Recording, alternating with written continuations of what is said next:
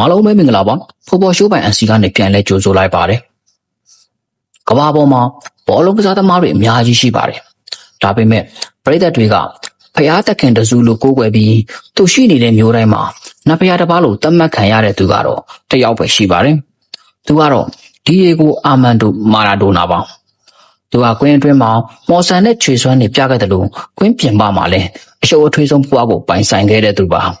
ဒီနေ့မှာတော့ကျွန်တော်တို့ဟာဘောလုံးလောကရဲ့ထာဝရဂန္ဓဝင်မာရာဒိုနာရဲ့အကြောင်းကိုအသေးစိတ်တင်ဆက်ပေးသွားမှာဖြစ်ပါတယ်အပိုင်းတင်မာရာဒိုနာကို1960ခုနှစ်အောက်တိုဘာလ30ရက်နေ့မှာအာဂျင်တီးနားနိုင်ငံဘူနိုအေရစ်မြို့ရဲ့ဆွန်ရဲလွန်းနဲ့ဗီလာဖီတိုဆိုတဲ့ရပ်ကွက်ကလေးမှာမွေးဖွားခဲ့ပါတယ်မွေးချင်းရှိရောက်တဲ့က9ယောက်မြောက်ဖြစ်တဲ့ဒီယေကိုဟာငယ်ငယ်ကလေးကဘောလုံးနဲ့မခွဲမခွာနေခဲ့တဲ့သူပါအသက်ရှင်နေတာမှာလော့စီဗေလော့တက်ဆိုတဲ့လူငယ်အသင်းမှာပါရမီပြခဲ့ပြီးရှုံးပွဲမရှိစံချိန်136ပွဲအထိတင်ခဲ့ပါတယ်အဲ့ဒီချိန်မှာတင်သူဟာအနာဂတ်ရဲ့ကျယ်ဝန်းဖြစ်လာမယ်ဆိုတာလူတိုင်းသိခဲ့ကြပါတယ်အပိုင်းနဲ့1986ခုနှစ်သူ့ရဲ့အသက်16နှစ်ပြည့်မွေးနေ့မတိုင်ခင်10ရက်အလိုမှာပဲအာဂျင်တီးနိုးဂျူနီယာအသင်းအတွက်ပထမဆုံးပွဲထွက်ကစားခဲ့ပါတယ်သူဟာအာဂျင်တီးနားလိသမိုင်းမှာအသက်အငယ်ဆုံးကစားသမားဖြစ်လာခဲ့ပါတယ်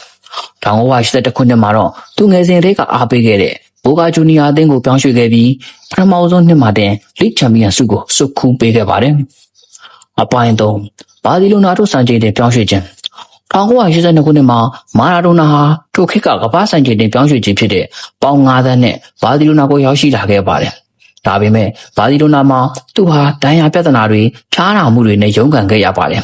ဒါပေမဲ့အမှတ်ရစရာတစ်ခုကတော့ရီယယ်မက်ဒရစ်နဲ့ပွဲမှာသူပြခဲ့တဲ့ခြေစွမ်းကြောင့်ပြိုင်ပွဲမက်ဒရစ်ပရိသတ်တွေကတော့မတ်တက်ရက်ပြီးလက်ခုပ်တီးချီးကျူးခံခဲ့ရတာပါပဲအပိုင်း၄နာပိုလီရဲ့ဖျားသခင်1984ခုနှစ်မှာတော့သူ့ဘဝရဲ့အလှအပဆုံးချိုးခွေတစ်ခုဖြစ်လာပါတယ်သူဟာအီတလီရဲ့အသင်းငယ်လေးဖြစ်တဲ့နာပိုလီကိုထပ်မံစံချိန်တင်ပြောင်းရွှေ့ခြင်းနဲ့ပြောင်းရွှေ့ခဲ့ပါတယ်နာပိုလီကိုသူရောက်တဲ့နေ့မှာတင်ပရိသတ်ပေါင်း9000ခွဲကျော်ကကွင်းထဲမှာလာရောက်ကြိုဆိုခဲ့ကြပါတယ်မာရာဒိုနာဟာအဲ့ဒီအသင်းငယ်လေးကိုစီးရီးဖလား2ကြိမ် UEFA ကတစ်ကြိမ်ရအောင်အစွမ်းပြခဲ့ပြီးနာပိုလီရဲ့ဖျားသခင်ဖြစ်လာခဲ့ပါတယ်အပိုင်းက1986မက္ကဆီကိုကမ္ဘာဖလားမာရာဒိုနာအကြောင်းကိုပြောရရင်1986ကမ္ဘာဖလားကိုခြံထားလို့မရပါဘူးအဲ့ဒီပြိုင်ပွဲမှာသူဟာအာဂျင်တီးနားအသင်းကိုအသင်းကောင်းဆောင်ဖြစ်ဦးဆောင်ခဲ့ပါတယ်သူဟာပြိုင်ပွဲတစ်ခုလုံးမှာ9ဂိုးသွင်း9ဂိုးပန်တီးပြီးခဲ့ပြီးတကူတော်ဆွမ်းဆောင်ရည်တွေနဲ့အာဂျင်တီးနားကိုကမ္ဘာချန်ပီယံဖြစ်အောင်တည်ဆောင်ခဲ့တဲ့သူပါအပိုင်း6ဟန်နော်ဂေါ့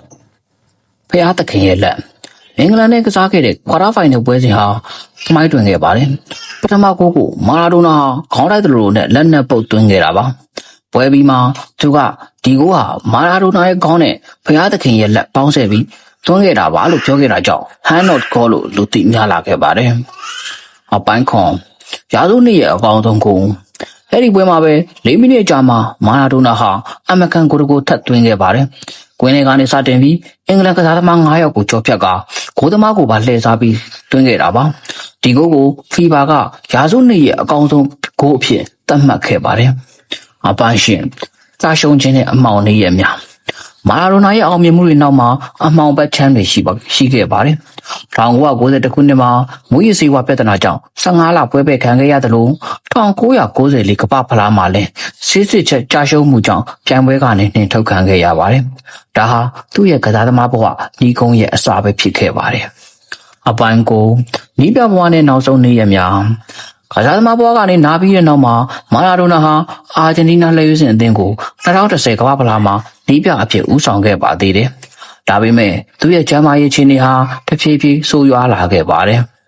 အပိုင်း2020ခုနှစ်နိုဝင်ဘာလ25ရက်နေ့မှာတော့ကမ္ဘာဘောလုံးလောကတစ်ခုလုံးဝမ်းနည်းပူဆွေးခဲ့ရပါတယ်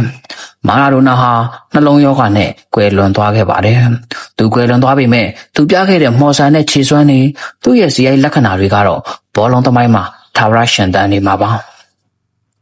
ကျွန်တော်ဒီနေ့တင်ဆက်ပေးခဲ့တာကတော့ကမ္ဘာဘောလုံးလောကရဲ့ဂန္ဓဝင်တဦးဖြစ်တဲ့မာရာဒိုနာရဲ့အကြောင်းကိုတင်ဆက်ပေးခဲ့တာပါဖြစ်ပါတယ်။နောက်တော့မှလည်းဂန္ဓဝင်ကစားသမားတွေရဲ့အကြောင်းကိုဆက်လက်ပြီးတင်ဆက်ပေးသွားမှာဖြစ်လို့ကျွန်တော်ရဲ့ channel လေးကို like and subscribe လေးလုပ်ပြီးအားပေးခဲ့ကြပါဦးခင်ဗျာ။အားလုံးကိုကျေးဇူးတင်ပါတယ်။ဘာရပျော်ရွှင်သောနေ့လေးဖြစ်ကြပါစေခင်ဗျာ။